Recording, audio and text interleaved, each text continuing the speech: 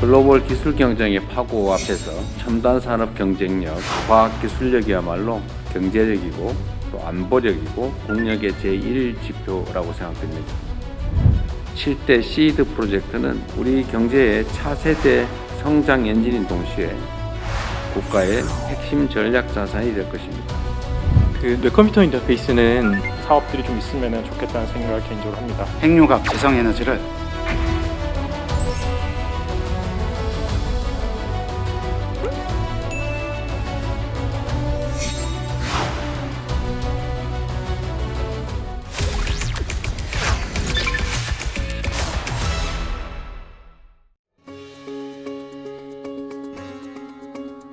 인공지능 혁명은 우리 산업과 삶 전반을 송두리째 변화시키고 있습니다.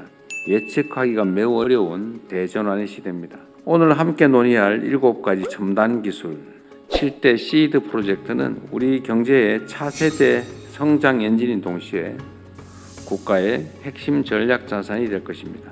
오늘 우리가 뿌린 첨단 기술 씨앗들이 미래에는 거대한 나무로 자라나서 새로운 메가 프로젝트로 자라나게 될 것으로 믿습니다. 우리 혁신 기업들과 또 혁신 과학 기술인들이 자유롭게 시장을 개척하고 또 담대하게 도전할 수 있도록 정부가 확실하게 뒷받침하겠습니다. 태권브이가 그 70년, 80년대 사이언스 키즈들에게 이공계 진학과 과학자의 꿈을 키워줬습니다. 1976년대에 태권브이가 가슴 뛰는 미래를 선물했듯 지금 우리에게 치열한 현실을 넘어설 가슴 벅찬 꿈이 필요한 시점입니다. 7대 시드 프로젝트의 세부 내용을 말씀드리겠습니다. 폭증하는 AI 전력 수요와 탄소 중립을 동시에 달성할 열쇠는 미래 청정 에너지에 있습니다. 대한민국은 SMR, 핵융합 재생에너지를 차질 없이 추진하도록 하겠습니다. 2029년까지 100큐비트급 국산 양자 컴퓨터를 개발하고 2035년 양자칩 제조 1위를 달성하도록 하겠습니다.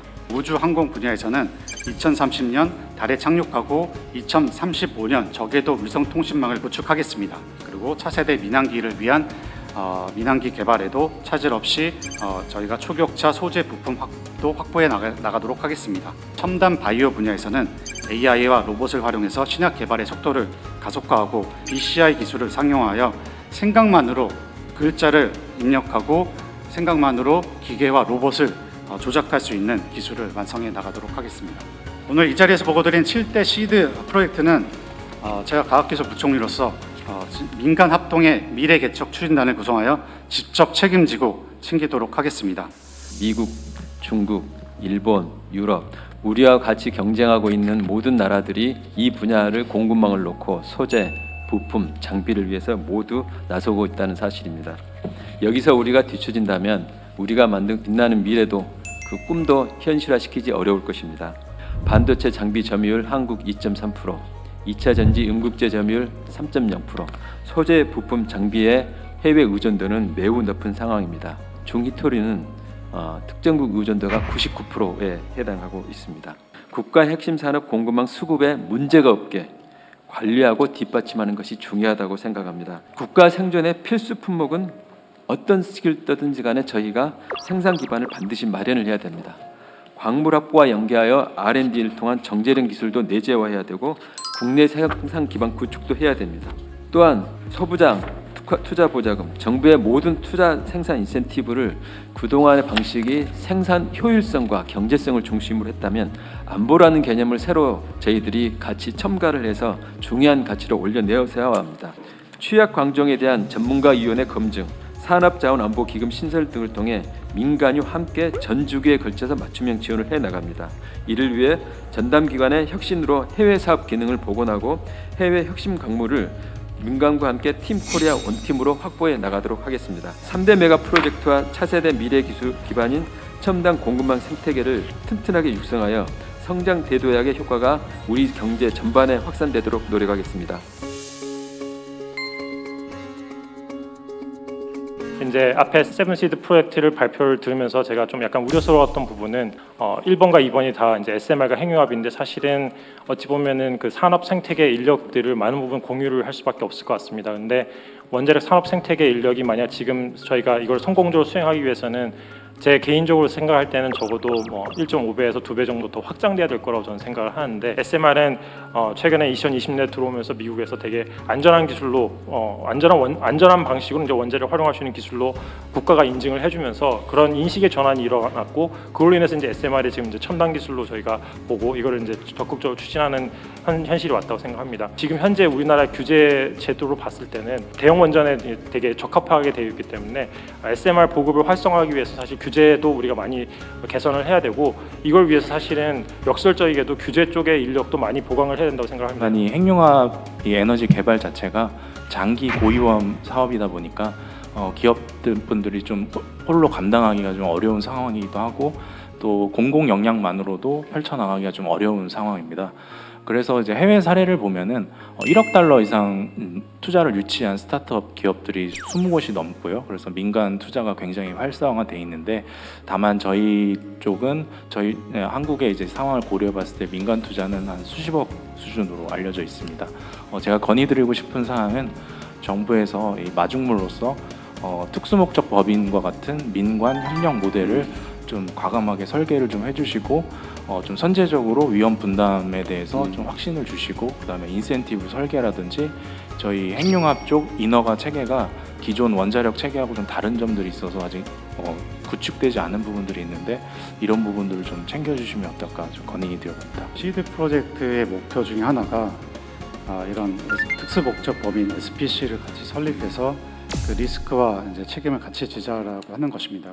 사실 많은 기업들이 실제 개발을 하고자 하지만은 그렇게 해서는 좀 속도가 안 나는 것 같습니다. 그래서 아예 그 특수목적 법인을 만들어서 그 속도를 내고 관련된 어떤 인력도 더 육성하고 키워내고 하는 것들이 동시에 좀 진행돼야 될 것 같습니다. 지금 제안하신 SPC의 형태가 결국은 소위 제3섹터 방식으로 정부가 일부 책임지고 위험은 우선 부담하고 뭐 예를 들면 배당이나 아니면 나중에 성공했을 경우는 후순위로 지분을 취득하는 이런 방식으로 우리가 지금 기획을 하고 있는 거 아닙니까? 네, 같이 저희가 기획도 하고 같이 논의를 하고 있습니다.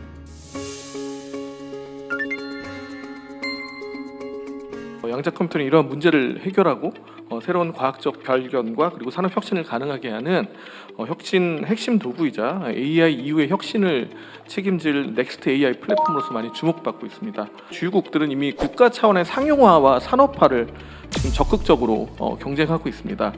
재밌는 점은 이런 상용화와 산업화를 할 때 한국을 항상 파트너로 이제 먼저 고려하고 있습니다. 한국이 그 세계 최고 수준의 산업과 제조 역량을 보유하고 있기 때문입니다. 대한민국은 양자 기술을 실제 산업 현장에 적용할 수 있는 굉장히 매력적인 수요처이고요. 그리고 또한 이 양자 기술을 상용하고 사업할 수 있는 핵심 공급망을 갖춘 국가이기도 합니다. 양자 기술을 얘기할 때 제가 보통 이런 얘기를 많이 합니다. 양자 컴퓨터를 만약에 어느 국가나 어느 기업이 만들었다면 그게 공개될까? 라는 얘기를 합니다. 암호도 다 풀 수 있고 새로운 물질도 먼저 선점할 수 있는 그렇기 때문에 이제 굉장히 그 대표적인 비대칭 전략 자산이라고 표현을 하는 거고요.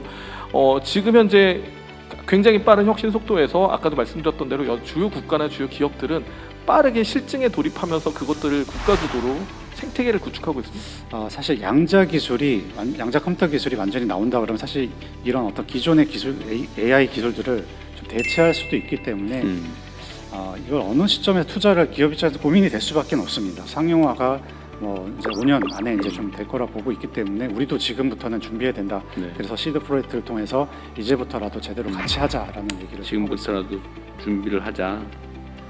뭐 공동 연구 개발을 하든지 뭐 이런 지분 투자를 하든지 지원 더하기 투자 공공 투자를 합쳐서 하자. 뭐 방법은 여러 가지가 있겠죠. 저는 우주항공청장님께 좀 질문을 드리고 싶은데요. AI 연산 수요 확대와 발사 비용 절감 그리고 대형 우주 플랫폼 기술로 우주 데이터 센터가 새로운 연산 데이터 인프라로 구상을 하고 있는데 이에 대해서 우주항공청에서는 어떠한 준비를 하고 계신지 좀 궁금합니다. 기술적으로 넘어야 될 과제들이 많습니다. 일단 우주 공간으로 이제 올라가는 문제가 발사 비용 문제가 그렇습니까? 지상의 데이터 센터를 우주에서 올릴 때 비용이 쌀 거냐 문제는 현재는 여러 기술적인 문제가 해결해야 될 과제들이 있고 핵심 기술들 극복해야 될 난제들이 있습니다. 발열 문제를 어떻게 해야 할 건지, 그다음에 우주 공간에서 이제 전기가 이제 태양광으로 쏴지는데 그러면 그 태양 전지는 우리가 얼마나 효율 높은 것을 쓸 거냐. 그래서 최근에 그런 핵심 기술들에 대해서 기술 개발을 시작하자 했고 K 문샷이라는 프로그램 하나 일환으로 해서 지금 착수를 준비를 하고 있고 내년부터 기술 개발을 일단 하고 빠르면 29년, 30년도에 저희도 작은 위성을 실증을 좀 시작을 해서 기본 기술들을 개발을 하고 민간에서도 거의 이제 관심을 많이 가지고 있습니다. 민간 기업들과 함께 해서 그런 실증 기회, 우주 네. 공간의 실증 기회를 제공하도록 하겠습니다. 연구원으로서 연구 현장에서 자원을 다루면서 이제 느끼는 점은 자원은 단순히 이제 안정적인 확보로 하는 것이 아니라 이제는 단순한 원료가 아니라 국가 경쟁력과 경제 안보와 이제 그런 기반으로 연결이 된다는 점입니다. 그래서 저는 이제 정부께 부탁드리고 싶은 부분이 크게 이제 두 가지가 있습니다.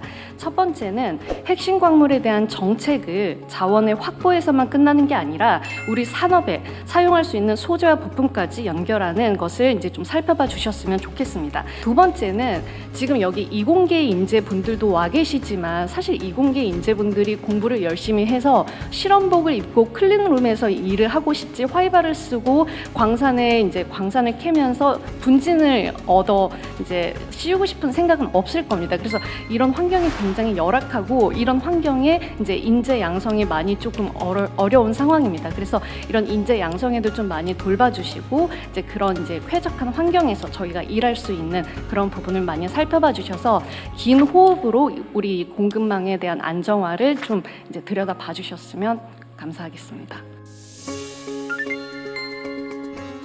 올해 국제사업 올림피아드에서 출전해서 만점으로 세계 1위를 한 축하합니다. 그리고 제가 말씀드리고 싶은 것은 저는 미래기술 발전을 위해서는 뛰어난 인재들이 더 많이 이공계에 진출해서 연구자의 길을 걸어야 한다고 생각합니다. 그래서 저를 포함하여 제 주변에는 수학과 과학을 정말 좋아하고 이를 진로로 이어나가고 싶어하는 학생들이 많습니다.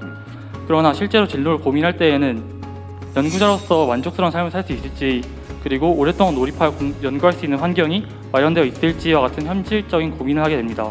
이를 위해서 연구자의 전문성과 기여에 걸맞은 보상과 연구를 안정적으로 진행할 수 있는 환경을 만들어주시는데 힘써주셨으면 합니다. 우리 지금 시드 프로젝트 하는 이유가 이제 이런 기반 기술들이 미래 산업과 연결되는 이 실증, 상용화까지 지금 우리가 타겟팅하는 거거든요. 그런 환경들을 잘 만들어 갈 거고 그런 환경들을 우리 대통령님께서 좀 잘 지원해 주실 겁니다. 정부의 방침은 지금 아까 발표한 것처럼 명확합니다. 전통 제조도 중요한데 그 기반 위에서 미래 첨단 산업에서 우리가 다른 나라들보다 앞서가야 한다. 추격하는 게 아니라 이제 선도자가 되어야 되고 선도자가 되기 위해서는 교육, 연구, 개발에 국가의 역량이 훨씬 이전보다는 많이 투입돼야 되겠죠. 그런 마음의 준비도 되어 있고 실제로 이제 그런 역량도 어느 정도는 됩니다. 현장에 계신 여러분들께서 그 길을 제시하면 정부에서 적극적으로 지원하고 함께하겠다는 말씀을 드립니다.